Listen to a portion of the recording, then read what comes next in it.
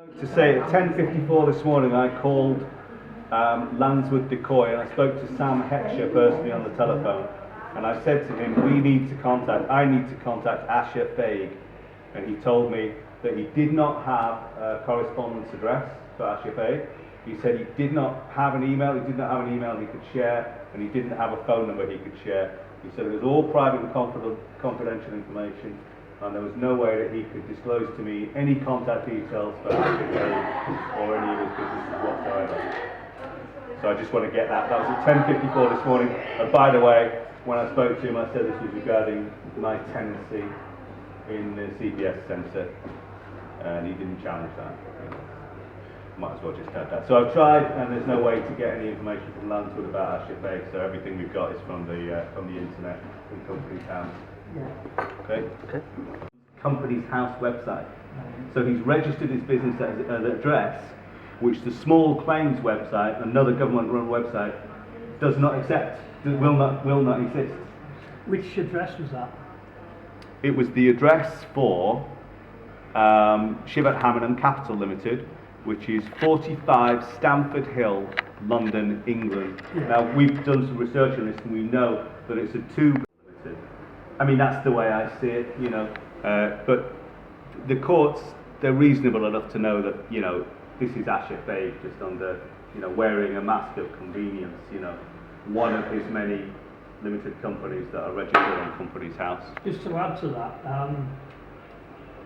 when we did I looked at the registered company, the Company's House registered address for and Landswood. Landswood is an office block in, I think it's Castle Street in London somewhere, or Castlegate, I can't remember. But that is an anonymous office building. There's no signs on the building relating to Landswood. I actually sent a photo, I took a screenshot. Into this. Fliss is here now, thank you very much. I'm going to get going. Andrew will, you know, have to sort of catch up if he comes up. Okay. So yeah, my name's Sam Dooley. Hopefully you've seen some of my messages and bits of information on the WhatsApp group, and you know, a lot of you I know personally anyway, obviously from being here for so long. So the purpose of this is basically this morning I'm going to effect the first piece of legal action against Asher Feig or Shivert Hammond Capital Limited that he cannot ignore or avoid. So once this small claim has been put in this morning, he will have 14 days legally to respond, and he must do that legally. If he doesn't do that, then the court action can basically be taken in his absence, and you know, he should lose because he's not going to make any sort of representation. Now, I'm going to make my claim this morning and do it here, so it's going to go in today, and he'll have 14 days from this. If other people want to do it, we're going to take some video here. If you can video the screen for me, we'll put some video up on the WhatsApp. And it's not going to be, you know, not going to be like Stanley Kubrick quality. It's just going to be bits here and there, and hopefully you'll be able to join the dots together. It's quite a simple process to actually make a money claim. Now I'm claiming for just under £5,000. I'm not going to say exactly £5,000 because I think you need to make it a bit more exact, otherwise it looks like you just come up with the figure off the top of your head, you know, so it's something like 4,984, something like that. But the fact is, that amount, the payment that I have to make in order to submit that claim against Asher Feig is £205. So I will pay that this morning, £205. That is the best value that I can find anywhere, you know, in terms of making a legal claim that the person you're claiming against cannot just ignore or avoid. It's important to say also that we have already tried to negotiate with him, and as I go through the process on here, part of it is the first point on making a money claim when you go onto the website, which is moneyclaimservice.gov.uk. I don't know if you can get that. You can just Google this and just Google make a money claim and you'll get a link to it straight away. The government is quite happy for you to give them £200 a time or whatever, even more. If you claim more than £5,000, not obviously, but it will go up, the price will go up. Well, just to say, if you can actually go on their government website, it'll tell you the price brackets.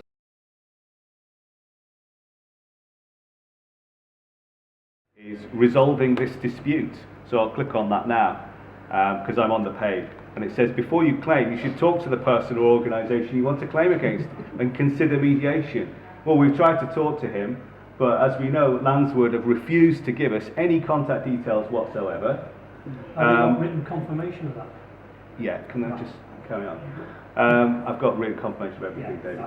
Okay, so, and the other thing is, consider mediation. Well, we've sent a letter of mediation to him and a follow-up to that letter when he did not respond. So that letter was requesting a certain level of compensation for everybody here, which everybody's been informed about, and some others who aren't here. He's ignored that letter. It's brinksmanship. He wants to see who will pay to actually take action against it. Well, this morning I'm going to pay. So we're going to start that action. We're going to start the ball rolling. And all of you are free to do this as well, if you want to do this for whatever level.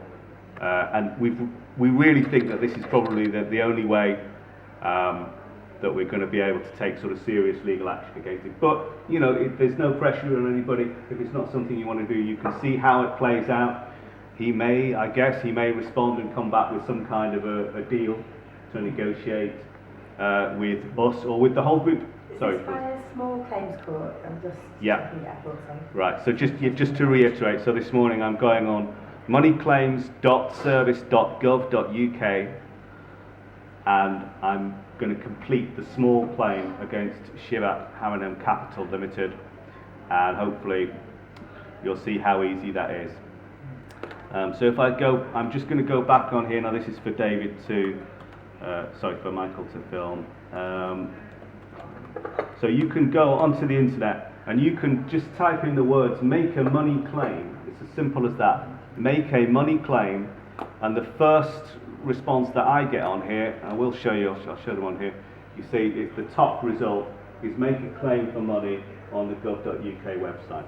So you can see that's the first thing that comes up. You just click on that. In fact, you can click on the one underneath that says make a claim, claim online. Make a claim, you can make a claim online, and then you'll go through a qualification procedure. It'll say try the new online service. Do you know the amount you're claiming? You must answer yes. You must have a figure in mind to claim. Yeah. Save and continue. Is this claim against more than one person or organisation? You must answer no. Okay, it's just against Shivat Hamanam Capital Limited.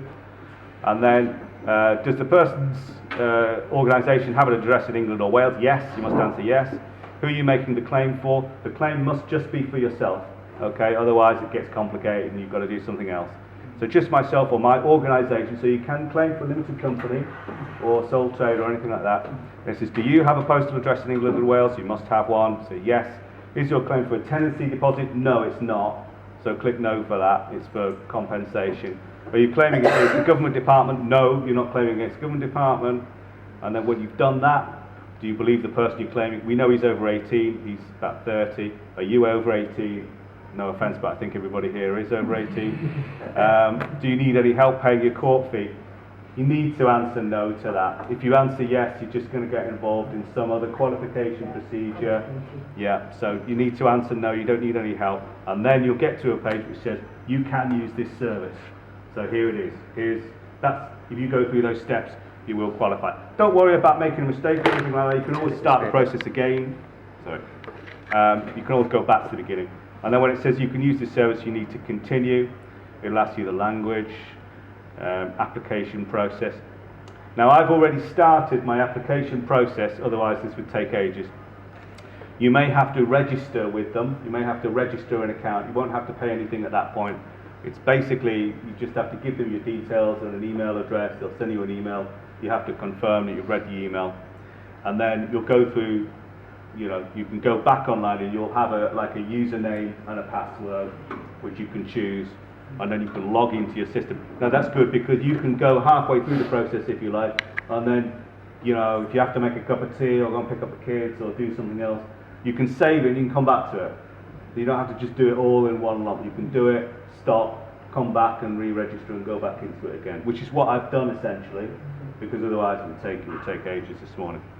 So I'm now going to go through the process of claiming the money claim. There's three sections to it. The first is to consider other options. Now I've already gone through that. That says resolving this dispute. And as we've seen, we can't contact Ashifei in any other way, phone or email. We've written to him already twice. I've written to him twice, even on behalf of the consortium of CPS tenants.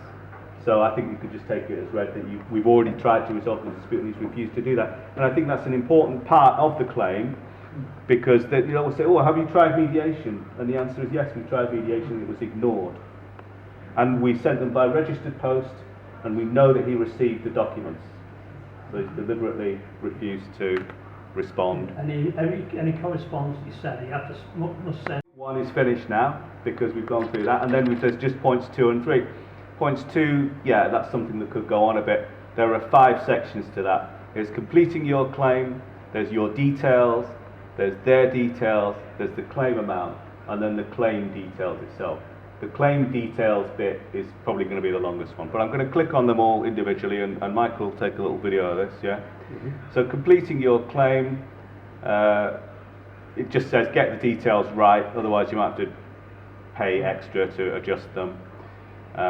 So let's go to, that's basically that. Okay, so it's that your details about you in this claim, I'm claiming as an individual. I'm claiming as an individual because my license agreement was made out to me, Sam Dooley, as opposed to the business, Wax Digital Marketing Limited. So I believe that that's the right way to go. I do have a limited company, but I think the way to go is to claim as an individual. If there's never been any kind of, license that you've had as an individual, then you need to do it as your company if you've taken it out in the name of your limited company. So that's basically, you would then enter your own details, your postal address. So my postcode here. If you like your postcode sent to a different address, you'll be asked for your date of birth. All pretty straightforward. 69. So we continue, and then you enter a phone number. They may give you a call about it. I'd be very surprised if they do, but. So that's my details. Then you need to input the details of the people that you're claiming against. Now this is where we do need to be on the same page, because we're claiming against a limited company, and we're not claiming for a delayed flight. I don't know why I asked that, but there you go. So, and the company name is Shiva Hamanam Capital Limited, and the name of the contact person is Asher Faig. So you'll take a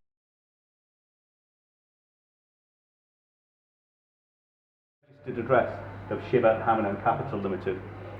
But fortunately it says enter the company's main office or a company address that has a connection with the claim.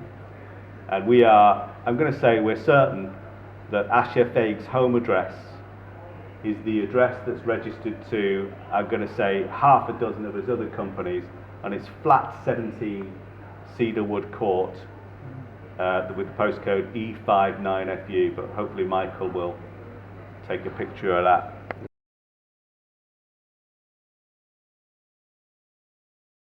Hardly any of them even have any websites, I don't think many do. But apparently there's one called Rugby Capital Ventures, which is active, and but his correspondence address is flat 17 Cedarwood Court.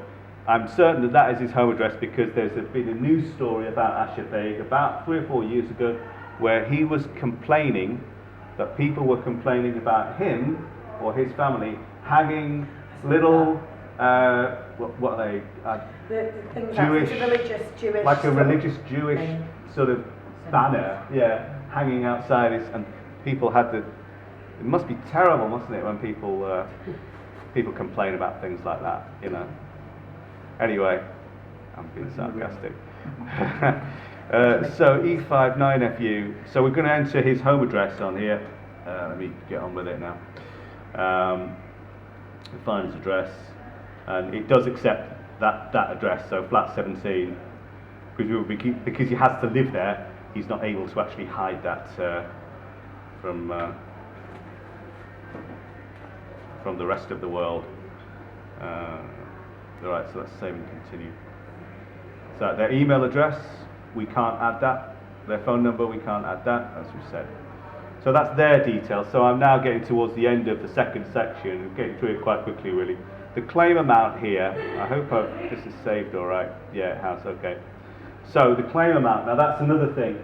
I can only give my opinion on this, and even when I spoke to solicitors, they've been very, and I have spoken to two, they've been very cagey about how much you should claim and what you should go for. I think that a really low amount to claim for is, first of all, the statutory compensation that would have been payable to us if we were lessees. Well, we are leaseholders. As leaseholders, the statutory compensation is equal to the annual rateable value of our unit. I've put a link to all of the rates. There's a government website which shows all of the rateable values, and they're higher than I expected. The rateable value of Unit 8 was £3,150. It has no relation to how much rates I pay or how much rates you have to pay. No relation whatsoever. That's just the rateable value. If you did have to pay rates, you pay about 50% of that.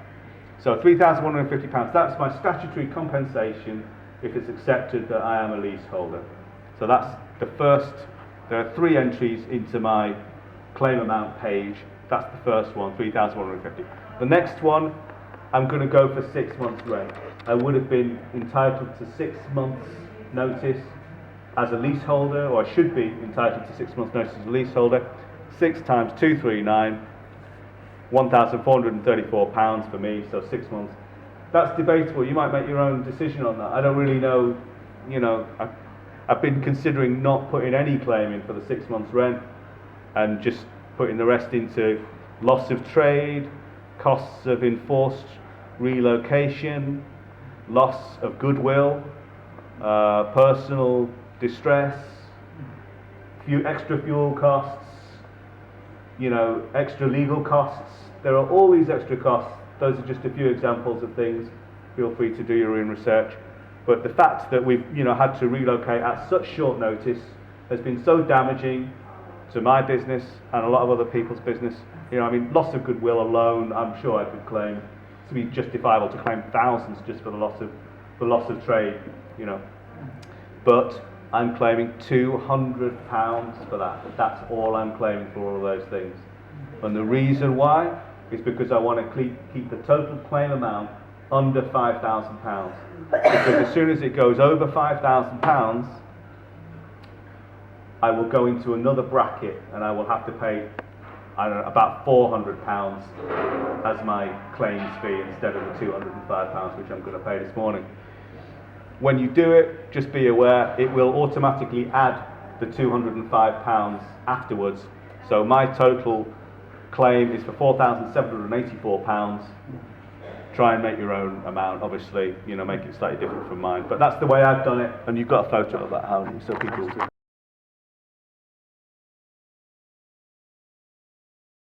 It gets complicated. I don't think it's worthwhile. I've said no, I don't want to claim interest. Do you have a help with fees reference number? No, I don't. If anybody wants to do any research on help with fees, be my guest. I've not really had time. It's obviously some kind of system that they do an hour's research on it, and then it tells you that you're not eligible because you're not claiming these benefits, or your situation is wrong, or whatever. And also, it is only £205 to be fair that I'm looking at here. So I haven't gone into the help with fees thing. However, I say if somebody else wants to do some research on help with fees, as the government is calling it, be my guest. And obviously if you can share the information in the WhatsApp group, that'd be great. So I've said no on that, and then it just gives me total amount you're claiming, 4989. If you settle at court, we won't refund your claim fee. You can ask the defendant to pay your claim fee as part of the settlement. So I'm going to go back to the main page there. So then the final section is the claim details. Briefly explain your claim. Tell us why you believe the defendant owes you money. Don't give us a detailed timeline, they'll ask for that separately. You'll have to pay an extra fee if you want to change the details of the claim later. So I have started to fill that in. and I've got up to point 4, and I'm going to carry on, and I'm going to copy and paste the details of my claim into a document and share that on the WhatsApp group so that you can all look at that. But what I'm going to do is ask for a break now of 15 minutes to give me a chance to complete this. I've managed to get to point 4, and I want to put the rest in and just have a bit of a think about it. So if it's alright if we have a break now for 15-20 minutes, let me finish that, and we can come back and finish it, and I'll put the claim through. Yeah? Is that alright? Alright. Come in now, you're going to help me help me do a bit of work on this. This might be a little bit tougher than the previous session. I'm going to read out my claim to you, and I will take any, particularly if there are any points you think I've missed that could be in my favour, because obviously this is the first claim, so you know it has, you know, I've got to try and get it right. You know, this is it basically. Once I put the claim in, that's it. So it's too late. An hour later, I guess, so I'd have to pay to amend any details, which I obviously don't want to do. So I'm going to read this out. When I get to the end, it's brief. It says, briefly explain your claim. So this is what I've written. Think about if there's anything I've missed out and let me know when I finish reading it out. So this is my claim. On the 30th of January 2025, my business Wax DMN Limited was given 28 days notice to remove itself from Unit 8, the CPS. The 31st of January. No, Okay. not given the 30th on the document. Oh, did you? Right, okay. Sorry. Yeah, it says the 30th. Is it? Okay, fine. That's fine though, yeah. You know, I'll just check by all on means the document. interject, you know, because I've realised that I need to put trading as Wax Musical, because that's on the sign on my shop. So although the limited company is called Wax DMN Limited, I need to say trading as Wax Musical. Otherwise, it's not 100%, you know, correct when they see the photos of the sign outside my shop and the website as well. In fact, I will put them. It is important to make sure that we get these facts right, because the judge The or date we received it was the 31st. Okay. But on the letter it says the 30th. I will change it to the 31st then, okay? Just because they can put any date they want on it, but you know, if we don't receive it until like 6 days later, you know, that's... Oh, yeah. Hold a second. No, it was definitely the 30th. It was the 30th. I do apologise. It's further emails Alright, than on the okay. 31st, yeah. Is that yours? Sorry. After occupying the unit since the 28th of July 2022. This same notice of eviction was served, brackets, incorrectly, I believe, as it was merely emailed. I'm not going to say I believe. Get rid of anything that's equivocal like that in your statements, yeah? So I don't believe it. It was incorrect, yeah? The same notice, I do believe it because it was incorrect. The same notice of eviction was served incorrectly, as it was merely emailed and not sent in any form of registered post on all the other 24 tenants of the CPS centre. Yeah. That figure may not be exactly right, but I'm just going to stick with 24. Okay, so after some days of consultation and examination of the tenancy agreements, it has become clear to me that I have been given a license agreement which should clearly be a lease agreement due to virtually every single characteristic of a lease being present in my arrangements for occupation of Unit 8, the CPS Centre Culture. It is my argument that legally the license agreement has become a lease agreement due to the 11 points listed below. In brief, number 1, the length of occupation is in no way temporary, and some of my neighbours in the mall who have also been evicted have been occupying their units continuously for over 30 years. I have been resident for nearly 3 years. Number 2, I have a private, discreet, that's spelled D-I-S-C-R-E-T-E, lockable unit with a roller shutter door that no others are allowed access to. The unit is not shared in any way, and I have numerous testimonials to attest to this. I'm going to say numerous testimonials from customers as well. So numerous testimonials from customers to attest to this. That was point 2. Point 3. I was given de facto permission to both sublet and sell other people's goods from my unit. I have my own signed service agreement with my sublessee and emails to prove that the landlord, via their agent, approved. I'm going to remove the word service agreement, just to agreement, and I'm going to remove de facto. Again, these things are slightly equivocal. I'm going to be as unequivocal as possible with my language. Number 4, we were subject to service charges for maintenance of the common areas which are incompatible with lease agreements. Wrong, mistake. Incompatible with license agreements.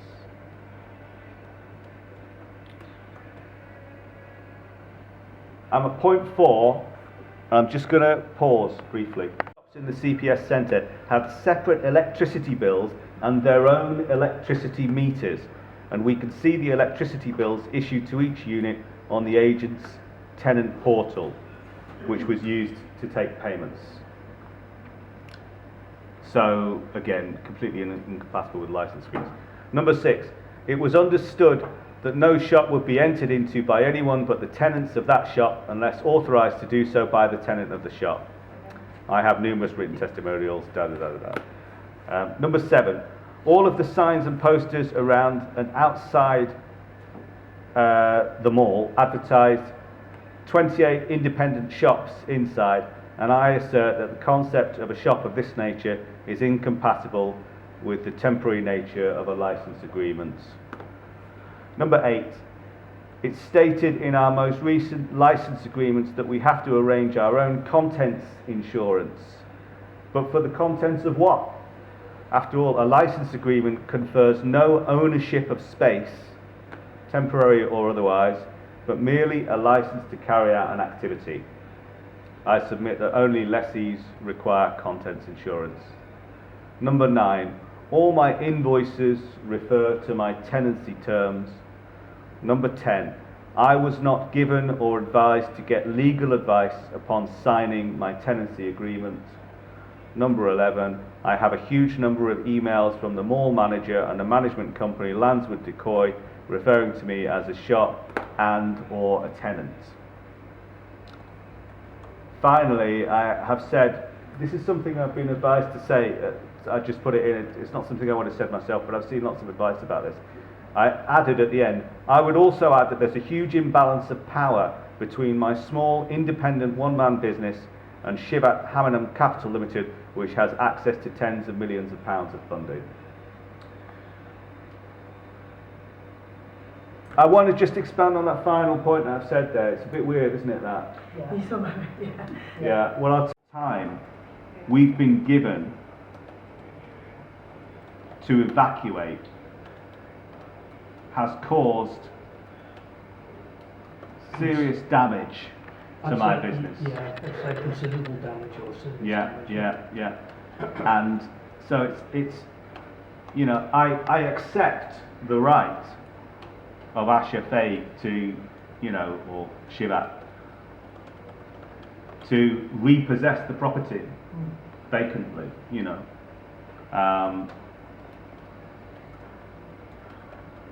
But they need to do it in a reasonable way, and they haven't done it in a reasonable way.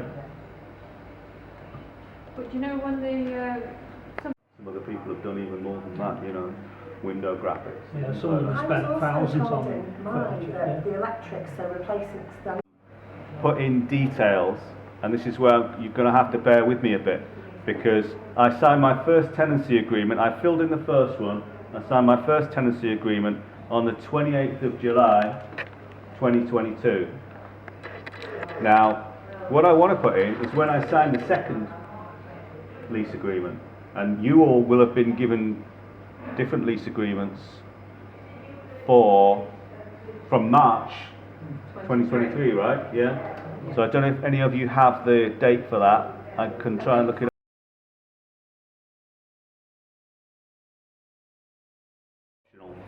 So I'm going to do a few. Tell us about any evidence you wish to provide. You do not need to send us any evidence now, so it doesn't need to be sent at this point, but you can list it. If your case goes to a court hearing and it's not settled, you will need to provide evidence, obviously. But I want to say that I've got these things so that Asher Faye can be informed of this and is more likely to reach a settlement, an out-of-court settlement. So contracts and agreements, all my tenancy agreements and my sublease agreement, Expert witness. I don't think I can say expert witness. Letters, emails, and other correspondence. I'm going to say emails, letters, etc. Many emails from the mall manager and management company referencing my tenancy. I'm going to say photo evidence as well. I'm going to add many photos of the mall showing separate units and signage referring to shops. Photo evidence, receipts. I don't know about receipts. Some of you could put receipts if you've had particular works done. I know that the lady in the jewellery shop sent me a receipt for the new floor that she had put in. If you have receipts of recent work that's been done, you know, that can be added so that you can make a claim on that.